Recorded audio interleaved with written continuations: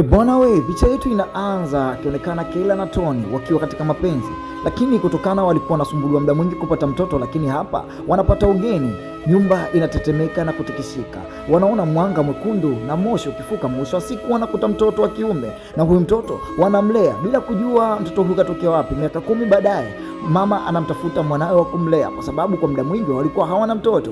Kwa hiyo mtoto mwenyewe ni kama jicho, lakini hapa mtoto anakuja anamkuta Brandon, ndio mtoto mwenyewe ameshakuwa mkubwa sasa hivi na miaka 10 ishafika, na mama alimtaka mwanae asitembee ovyo na wakati huo kwenda shuleni. Brandon akiwa yuko shuleni anajikuta anajibu maswali, kila mtu anashangaa, alafu yuko na akili vibaya, yani mpaka watu wengine wanashangaa. Mwisho wa siku huyu Catherine anamtolea macho, yani jamaa kama alishaanza kufall love kwa binti. Usiku wake ulipofika, miale na mwanga mwekundu unazidi kutoka, na mama hapa anasikia sauti, na huku mtoto anatetemeka, yani kama ana mawasiliano na kile kitu ambacho minong'ono inamwita nje. Alipotulia kidogo, bi mkubwa aliendelea kufanya kazi yake, lakini hali ile ilikuwa ya kuendelea kila siku, na hapa mama alihisi kama kuna kitu kimetoka nje, na ilibidi atoke nje kwenda kuangalia na kitu gani ambacho kimetoka nje. Alitoka taratibu, lakini sauti tena zikaendelea kumwita, ikabidi avutiwe na azidi kusogea, na hapa anaona kama katika dude kubwa anamkuta mwanae anavutavuta kitu, na alivuta na kumsogelea taratibu, na kila akimwita Brandon. Brandon akawasikii. Alipomshika Brandon kama ameshtuka, na mama alijua mwanae yupo katika matatizo ya kuota, yani wale ambao wanaota huku wanatembea usiku. Alimtuliza na kumtuliza, na ile miali iliacha, lakini hapa anamwambia mume wake, bwana huyu mtoto ana matatizo ya kutembea akiwa na usingizi. Hapo bwana mdogo aliwashawasha ile dude katikati ya nyasi, kila akiwasha dude aliwaki. Mwisho wa siku anajikuta ile dude analitupa mbali. Alishangaa mikono yake na hakujua kwa nini hizo nguvu zipo ndani ya mwili wake, na alisogelea hii mashine kipindi inazunguka, na aliposhika hii mashine yenyewe ndio ikakati. Leo ni siku ya birthday ya bwana mdogo na watu wanasherehekea, na Merlin ni mkewe na swaiba wake ambaye jina lake sio lingine, anaitwa Noah. Noah alimpa zawadi na mchizi alishangaa, kwa nini mwanangu nampa bunduki ya uwindaji, na hii uwindaji ni kazi yangu mimi na wewe? Akamwambia bwana, ni ulisi dogo kama mind, kwa nini baba amemzingua na akamkoromea vibaya. Lakini hapa watu wazima wakaona aibu, unajua watu wa kizungu hawasemi sana. Jamaa akataka kumshika mtoto wake na mtoto akadinda, yani mtoto hataki kuondoka. Mama akamwambia kuwa na heshima kwa babako. Basi dogo ndo akaona aibu. Elika anaona kila kitu ambacho kinaendelea, lakini huku mama anagonga mvinyo, aamini, anaambia mtoto kabadilika kitabia, anaambia bwana kawaida, lakini inabidi tuzoee na maisha yaendelee taratibu taratibu. Hapa wakiwa wanaongea na jinsi mambo, dogo alikasirika kwa sababu tabia babake aliyomwonyesha, lakini baba akajishusha na akamwambia mwanangu samahani. Lakini hapa dogo akiwa anakula anaona kijiko chote kimeisha, ama kijiko kimekatokata kwa kata, ni kama dogo ulimi wake una kiwembe. Na mama anapokuja huko anakutakuta picha na michoro mbalimbali ambayo mtoto wao anachora, na hapa picha za uchi, akakuta picha za watu wazima, yani dogo ashaanza kutamani kula mzigo.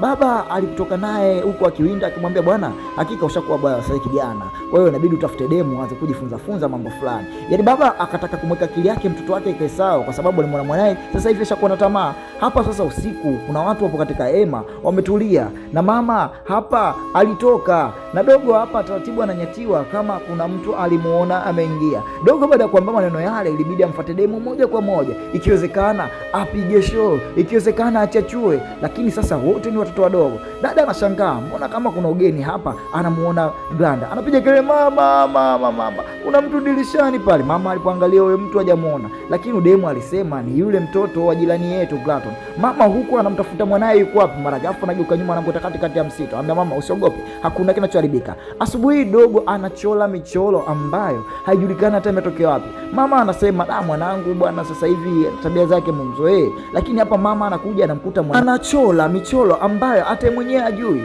Lakini mzee alipokuja huku kuna wasiwasi, aliangalia ile bunduki ambayo mwanae aliletwa, kwa sababu kuna sauti kazisikia, na hapa anamkuta mwanae amesimama, wala atikisiki wala ogope, na alimuuliza dogo, kuna nini usiku? Dogo anamwambia mzee, hakuna shida yoyote, kuna kitu nimekisikia, na taa zinawaka zinazima. Baba anakuja hapa anakuta kuku wote wamekufa, kuku wote wamefariki. Anasema huyu sio mbwa hawezi kufanya uharibifu kama huu, ina maana huyu mtoto atakuwa kawaua. Na hapa sasa leo siku ya shule kuna michezo wanamletea zihaki kwenye kusukumana, mmoja anamsukuma kweli bwana mdogo.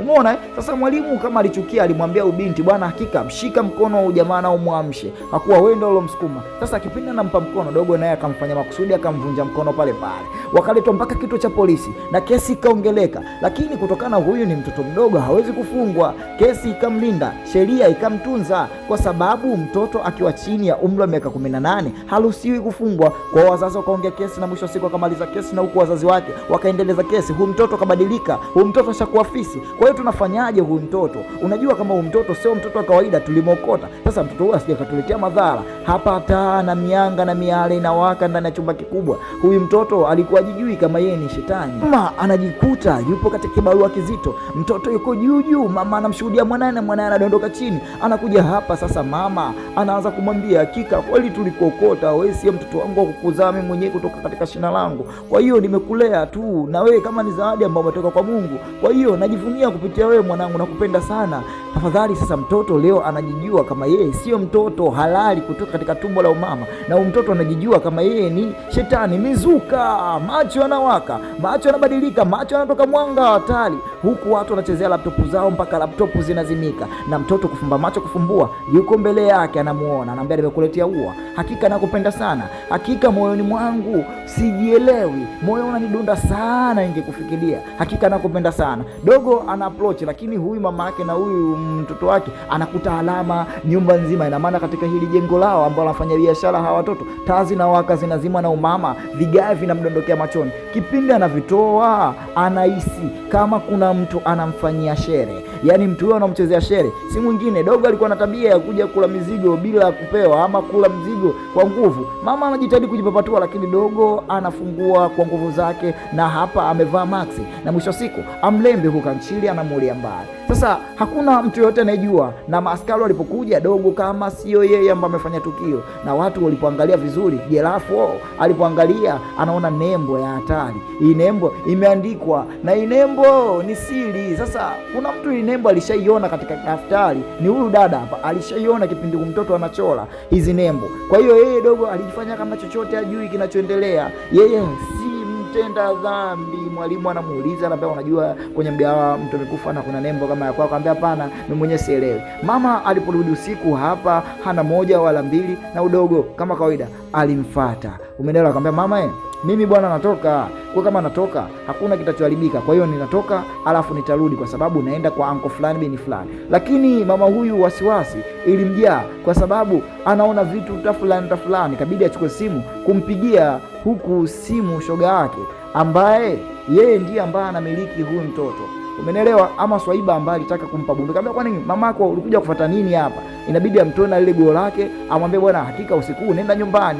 Dogo alikuja, ina maana kuna swala analitaka, na kwa kuwa mchizi alimpa bunduki, lakini mchizi baada ya kumletea dharau, dogo macho aliwaka, na mwisho wa siku akamkimbiza huko. Jamaa kaona kama hatari, kabidi apande gari akimbie kunusuru maisha yake. Hudogo amekuwa kisanga, hudogo amekuwa ni moto. Kumbe hudogo ni shetani, na sasa hivi anatamani kufanya mauaji tu. Dogo yuko angani, na jamaa anamkuta mbele, huyo mtoto ameganda kama popo, jua yupo chini yupo, na akalibeba ile gari na akalipindua na akasababisha ajali, na dogo akaua na akachukua kidole chake akaandika ile nembo ya kishetani ambayo yeye anaitumikia. Mama anakuja hapa, mtoto wao alikuwa amuona, mama nimetoka kucheza mpira mimi, kwa kama nimetoka kucheza mpira hizi nguo zangu za cheni zimechafuka, sitaki mtanisema sana. Aambia hakika wewe ndio mtoto umemlea vibaya, mtoto unasemekana alikuwa sehemu, lakini sasa hivi ina mtoto aeleweki, inakuwa vipi? Ule mwanga mwekundu anauona tena ndani ya kichwa chake, hapa anajikuta katika mzito, na huu msitu anakuta mkewe ameshika mtoto na kuna dude kama yai linawaka. Mama anatoka na damu. Jamaa mimi mke wangu ana shida gani? Alipomwangalia mtoto anatoka moto, mzee amini, na anatoka kwenye ndoto yake mambo yanakuwa moto. Lakini wanakuja huku katika balaa lilipotendeka,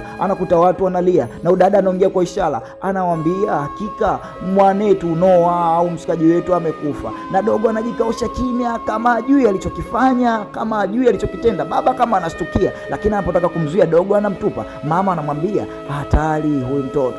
Jamaa sasa ilibidi aje angalie vizuri, umeelewa? Kwa sababu mtoto ni mtoto wa ajabu. Alipoangalia ile koti alikuta damu tele, na mwana alipotoka chooni alificha, ili mradi dogo asijue kinachoendelea. Akamwambia mke wangu, huyu mtoto ni muuaji, naenda ameua. Mama akawambisha, akamwambia kumbuka, huyu mtoto tumemwokotaje? Huyu mtoto anaweza kawa sio kiumbe wa kawaida, huyu mtoto ni shetani, huyu mtoto ni mzimu, huyu mtoto atatuletea moto, huyu mtoto ni balaa. Na polisi amegundua zile nembo ama michoro ambayo mtoto huyu anaiachia. Baba usiku mzima usingizi haupati, baba usiku mzima hajui kitu gani cha kufanya. Ikabidi asubuhi ilipofika mwambie mkewe, naomba mtoto niende naye nikawinde. Na askari alipokuja hapa akamwambia, bwana, kuna nembo hizi tunaona michoro hii. Mama akajifanya ile michoro kama hajui, kumbe michoro hii inatoka humu ndani mwake na mtoto wake ndio ambaye anachora. Mama jasho linamtoka, hana cha kufanya. Lakini baba alipochukua na mama alipoenda kuchukua ile daftari, alikuta nembo hii ambayo anaonyeshwa na askari ndio ambayo anaonyesha, na hapa anamuona mtoto wake, maneno aloandika ni kuimaliza dunia. Kumbe huyu ni shetani aliandaliwa kuimaliza dunia.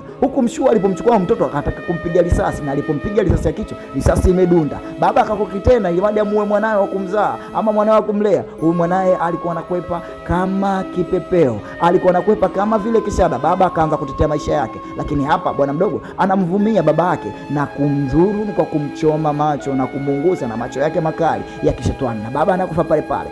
Mama anapiga simu ili baada kumjulia hali mumewe, na mumewe simu haipokei, mumewe simu haiti, mumewe simu ashiki. Apokea bwana mdogo, anaambia mama, uwe mumewe hayupo tena, nitarudi mimi nyumbani, jiandae. Mama amini, nyumba inatetemeka. Dogo alivunja simu ile, mama akaanza kukimbia kutetea maisha yake. Kimbunga ama kivamba kimeingia ndani ya nyumba. Mama kaona yeye sio shida, akapiga namba 911 na askari akapokea haraka sana, akamwambia mama, jitahidi, jitulize, tutakuja hapo kukusaidia. Basi huku kasheshe na baraha, hatari mzaa, mambo maaskari wakajaa, lakini bwana mdogo alikuwa tayari ashakimbia, na bwana mdogo alikuwa na nguvu za hatari. Askari anapokuja alivamiwa moja kwa moja, aliuawa hapo hapo, na maskari ikawa sheshe, ikawa hatari, ikawa shida, ikawa dhahma. Askari huyu mkojo unamtoka mavi, anataka kujinyea, hajui kitu gani anataka kufanya. Mwisho siku anajiambia bwana mdogo alifanya mauaji ya kutisha, bwana mdogo alichinja vibaya. Mama akaona ili farasi siwezi, dogo yuko chini, yuko juu, yuko katikati ya anga.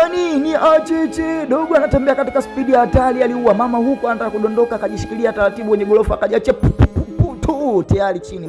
Mama amini kinachotokea, lakini hapa akakumbuka kama nilimokotea wapi mtoto, akaanza kukimbilia kule. Bwana mdogo anakuja katika moto wa hatari, katika spidi isiyokuwa ya kawaida. Mama anafika mpaka katika chumba hiki na kukuta vitu, na aliposhika ili dude, nembo ile akaiona, na akafungua akakuta kama kitu kama kipande cha kigae. Akabidi akikamate vizuri na aanze kuita na kushusha mori wa bwana mdogo, hakika mimi ni mama yako, nakupenda sana mtoto wangu, nimekulea, nimekukuza, nimekulea, nimekukuza, tafadhali nakupenda sana. Lakini mama alipokamata kile kigae cha kutoa mule, anataka kumuua bwana mdogo alimuae, na mwisho siku akamwambia mama, mkwaga tuenze tu juu. Na mama alipaishwa juu bila kujua anapelekwa wapi, na alipofikishwa juu, maajabu ya Mungu, ile ndege yao ama ndege iliyomleta bwana mdogo inaonekana inakuja. Yaani asubuhi yake ulipokucha, kila kitu kilikuwa hatari, balaa tupu, na mambo yakawa shwari, na bwana mdogo akajifanya kama yeye ni muanga, yaani yeye hausiki chochote, na ile nembo ikaendelea kukaa hapa, yaani nembo haijafutika. Dogo huyo hapo, yaani kama yeye ni balaa litokea. Lakini taarifa za habari, vyombo, TV, masimu, mitandao, wote dogo ametrendi, na ile balaa ikaonekana na ile nembo ikaendelea. Wanangu ni hapa Tukapinga TV, yaani kwa likapokali kila siku, na mimi hapa msimulizi wako mitamboni, Feibash wa Kapinga TV. Chao.